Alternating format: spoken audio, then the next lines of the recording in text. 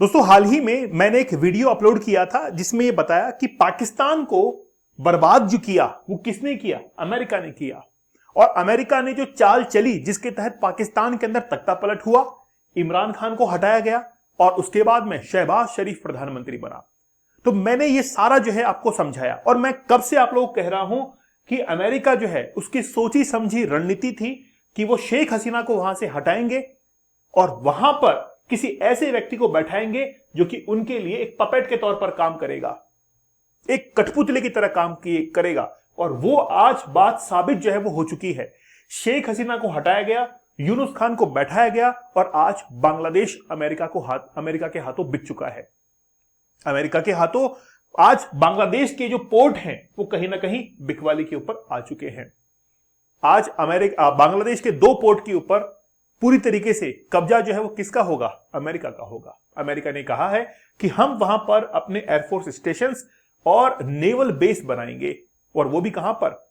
आज मैंने जब ये लेक्चर पहले पढ़ाया था तो फिर शेख हसीना से बात की गई थी अमेरिका के द्वारा कि बांग्लादेश के अंदर एक पोर्ट है जिसका नाम है सेंट मार्टिन आइलैंड।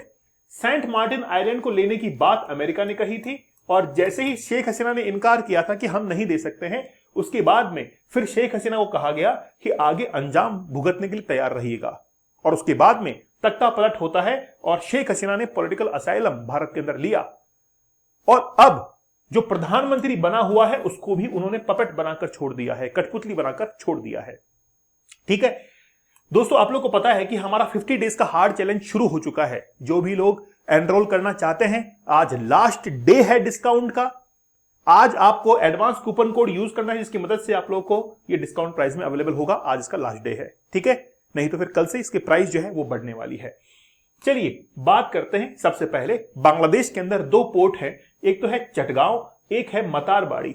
ये दोनों पोर्ट जो है वो अब यूएसए इस्तेमाल करेगा और यूएसए ने कहा है कि हम लोग अपने नेवल बेस और एयरफोर्स स्टेशन यहां पर जो है वो बनाएंगे।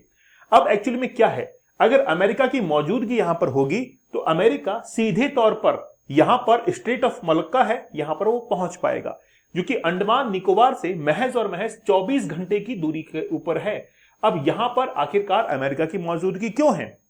भाई हो सकता था कि अमेरिका सिंगापुर, मलेशिया या फिर इंडोनेशिया के अंदर भी बना सकता था, लेकिन ये तीनों देश जो है इसने हमेशा से अमेरिका को अपोज किया है, अमेरिका को कभी पसंद नहीं किया है। इसीलिए यहां पर अमेरिका के एयरफोर्स स्टेशन और नेवल बेस बनाना बहुत मुश्किल था। इसीलिए उनको एक पपेट नजर आया और वो है बांग्लादेश। तो बांग्लादेश के अंदर चटगांव और मतारबाड़ी दोनों पोर्ट जो है वो अमेरिका इस्तेमाल करेगा, क्योंकि यहां से ये जो दूरी है वो केवल 1 दिन की है। ये मान के चलिए आप 1 दिन के अंदर अमेरिका यहां से यहां पर पहुंच जाएगा, स्टेट ऑफ मलक्का।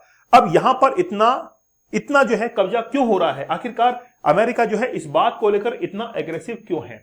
आप देखिए कि ये है चटगांव पोर्ट, कितना जगमगाया हुआ है। ये जो पोर्ट है अब इसका इस्तेमाल अमेरिका करने वाला है, ठीक है? इसके साथ में ही इसके पास का जो नेवल बेस वगैरह होगा उसका इस्तेमाल भी कौन करेगा? अमेरिका करेगा। बड़ा ही भव्य है ये और बहुत सारा जो यहां से एक्सपोर्ट इंपोर्ट होता है। अब आप देखेंगे कि बांग्लादेश के अंदर ये जो ग्रीन कलर के आप सिंबल्स देख रहे हैं, यहीं पर ये पोर्ट बनाए जाएंगे। म्यांमार के अंदर भी है सितवे पोर्ट। आपको पता होगा कि हमारा इंडिया का एक कलादान प्रोजेक्ट है जो कि कोलकाता से लेकर सितवे पोर्ट तक जाता है, ठीक है?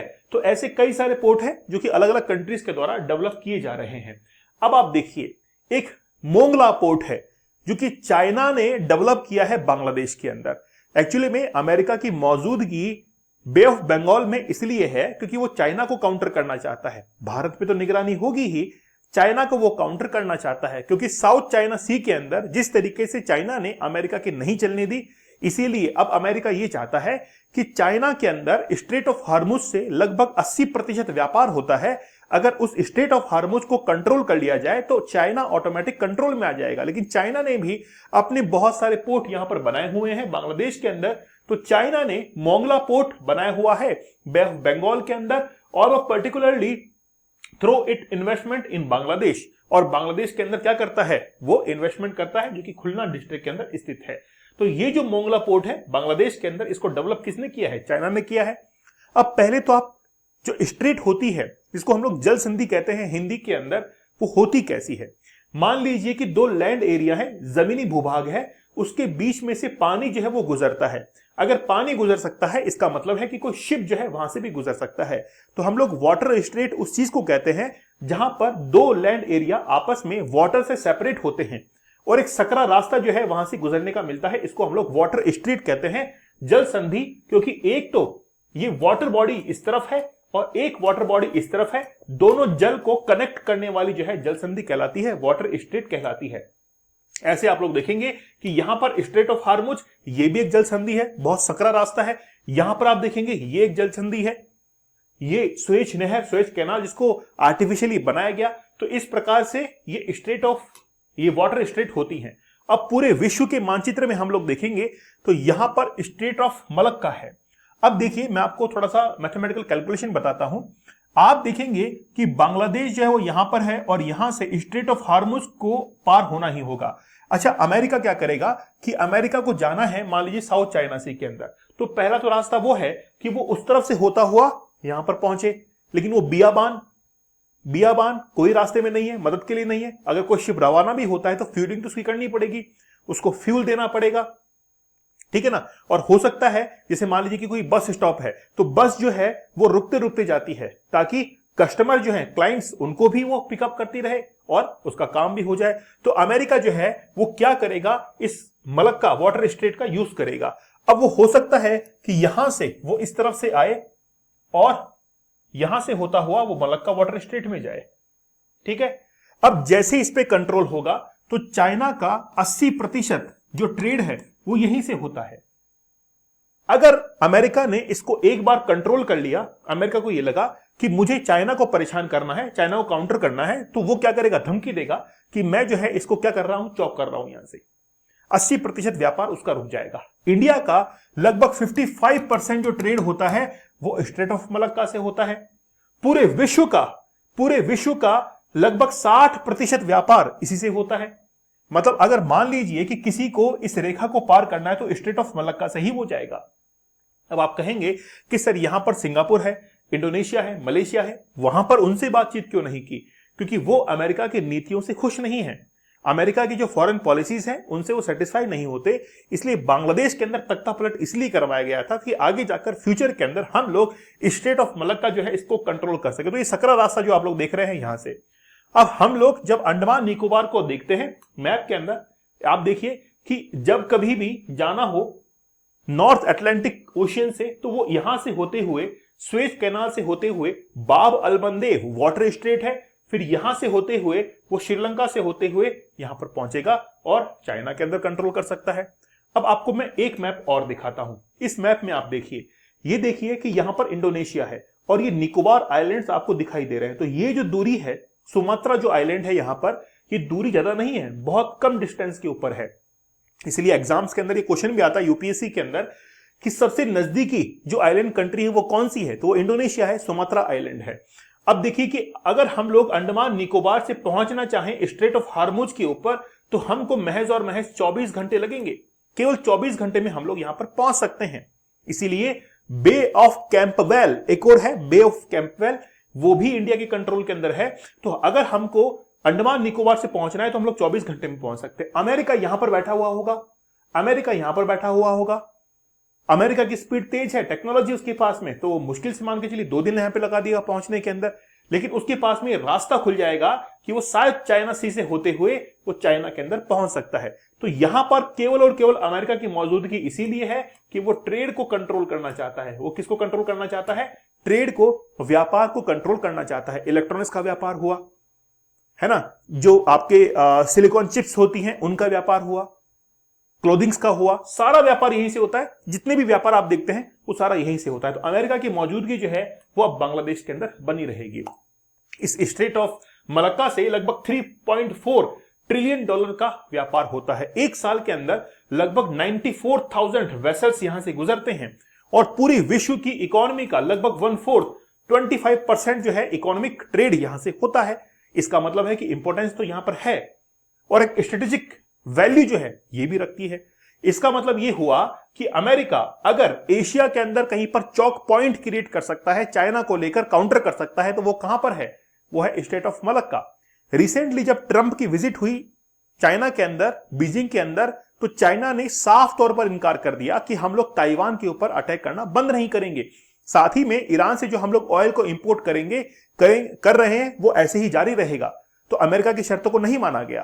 फिर अमेरिका को यह लग गया कि कहीं ना कहीं चाइना को काउंटर करने की जरूरत है, और इसीलिए उसने बात की बांग्लादेश से, और बांग्लादेश से बात करके उसने 3 एग्रीमेंट जो है वो साइन किए हैं।